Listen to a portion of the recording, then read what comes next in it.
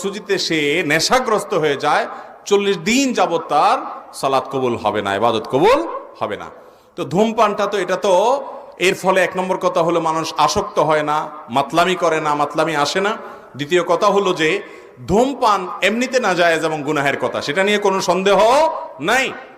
কিন্তু এটা এরকম না যে এটাকে মাদকের মধ্যে ফেলা যায় এবং এর কারণে আসকারা হাদিসে আসছে, শুধুমাত্র শারিবাল খামর না, মান শারিবাল খামর ফা আসকারা, পদ পান করলো এবং নেশাগ্রস্ত হয়ে গেল, তার 40 দিন ইবাদত কবুল হবে না। অতএব ধূমপানকারীর জন্য এটা প্রযোজ্য না, কিন্তু এর মানে এই না যে ধূমপান করা যায়।